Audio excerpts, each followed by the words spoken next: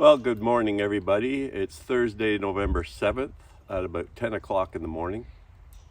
And we're running about 10 degrees here right now, I think it is. It's become mostly clear.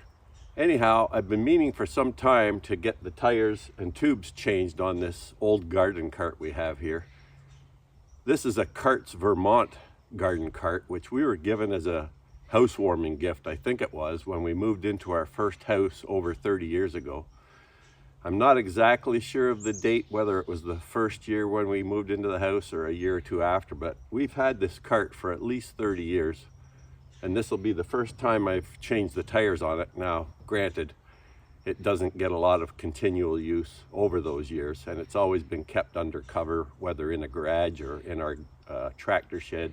So it's generally been out of the weather. There's been some times when it's been left out, but generally taken fairly good care of. But it's been a great little garden cart, and right now I need it to use to collect leaves that I'm going to be raking up in certain places here on the property. So I want to get these tires changed. They've finally rotted out. So I've brought the new tires and tubes out here and a little kneeling pad. Now the first thing I have to do is let some air out of this tire. The other tire is totally flat, but this one still has some air in it.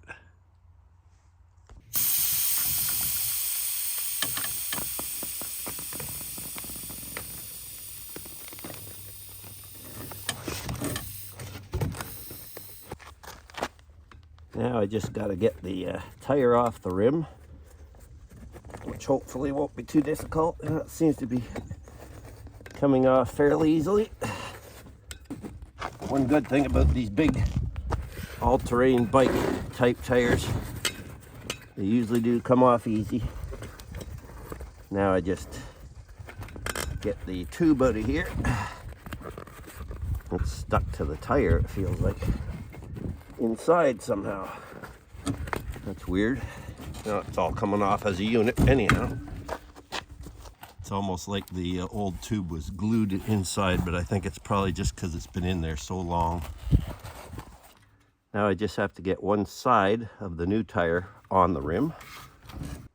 Actually, I think I'm going to flip this cart over on its side. Hopefully this will make the job a little easier.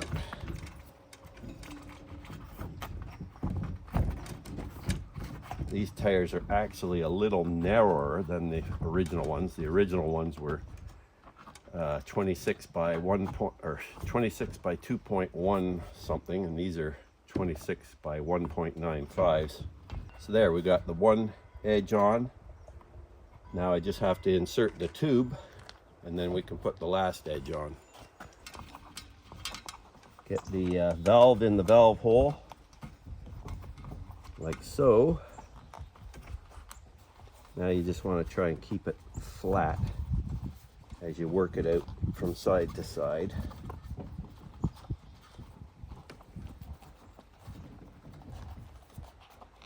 Prevent it from twisting ideally. Get it placed behind the rim.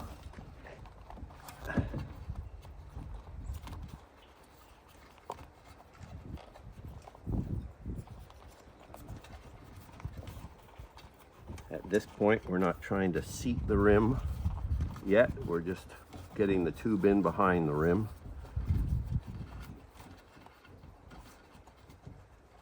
There we go. Looks like it's in. Now I just get the second tire bead on the edge of this side of the rim. Trying to keep the tube from popping out.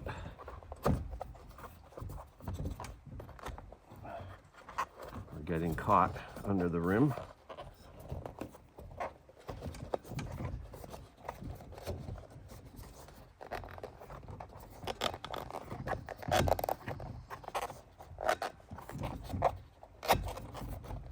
There we go.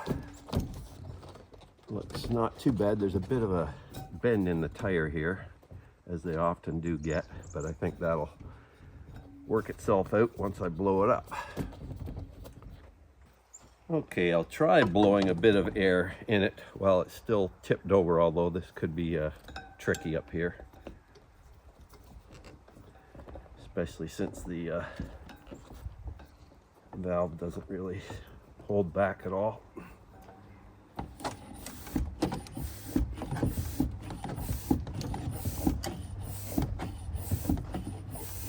It's taken it, I think, not very well, but taken some. Now, I could be wrong about that.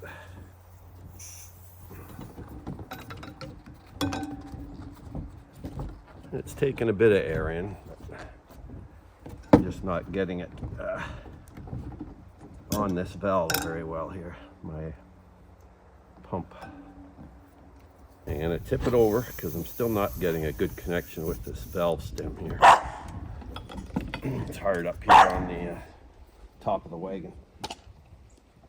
I'm pressing the edge of the tire into the rim just to make sure the bead is seated, because it wasn't well seated there. I can feel it.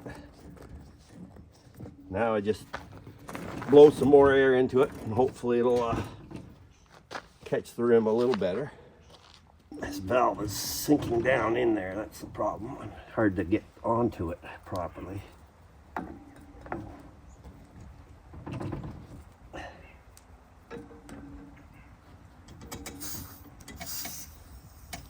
It's leaking.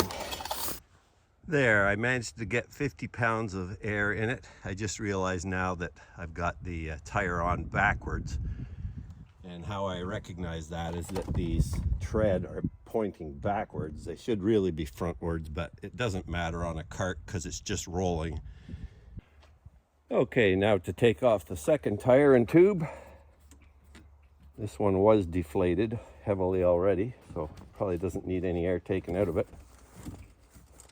My little tire removal thing here.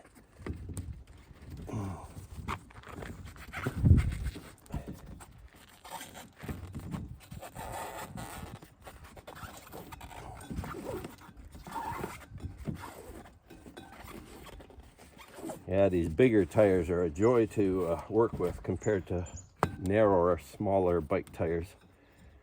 It can be quite difficult at times.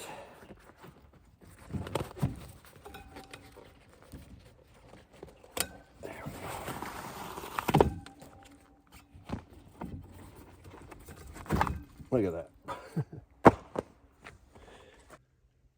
Okay, I've got the second tire and tube seated somewhat on the rim. This was a bit trickier because the tube was kind of twisted.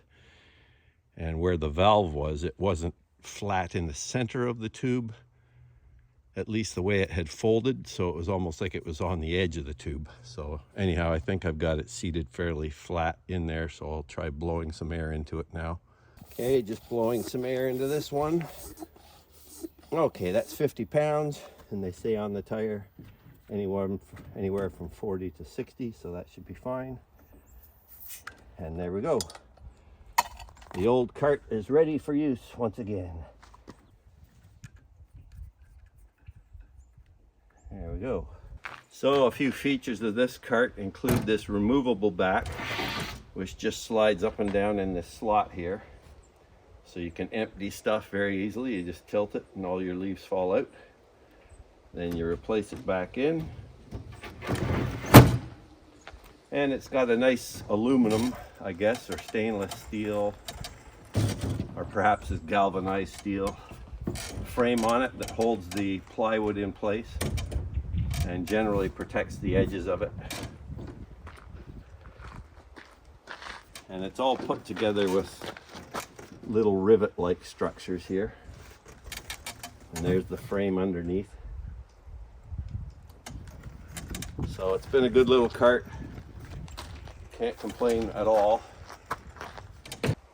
So the main uses I would put this cart to, as I mentioned before, are number one, carrying leaves in the fall, going around raking heavy leaves off our grass. I don't mind a few leaves here and there, but I don't like them when they get really heavily matted because it tends to destroy the grass. So collecting leaves and moving them to brush piles. This is great for that. It's easy to do. It's easy to get out. You don't have to start anything. We do have a cart for our ATV, but it's a little more involved and it doesn't go into small areas as easily. It doesn't turn around as easily. It does carry more, and that's when I would use it mostly, when I'm carrying large amounts of brush and heavy stuff like twigs and branches and things like that, whereas this would be more suited to leaves and smaller debris. I also use this every week to carry the garbage and recycling up to the highway, because we have about a 400-meter long driveway, and this is just great for putting the amounts we typically need to move up there. And I like to get out and get a little bit of exercise early in the morning, because I try to get it up there by 8 o'clock at the latest. And lately I've been using the car, which I don't like to do. I don't like to start the car up just to drive 400 meters and back, but anyhow, that's over now. I've got the new tires on. I've been meaning to do it for a long time, but today, for whatever reason, it was a beautiful morning and I just thought, I feel like putting those tires on today. Anyhow, hope you enjoyed that video about the Carts Vermont garden cart. And surprisingly, I checked the internet this morning and this company seems to still be in business. A lot of small businesses don't seem to last that long, but obviously they produce a good product and we can attest to that. And we've really enjoyed this old garden cart, and I think we've had it for at least 32 years, as far as I can attest, but that's my estimate anyhow.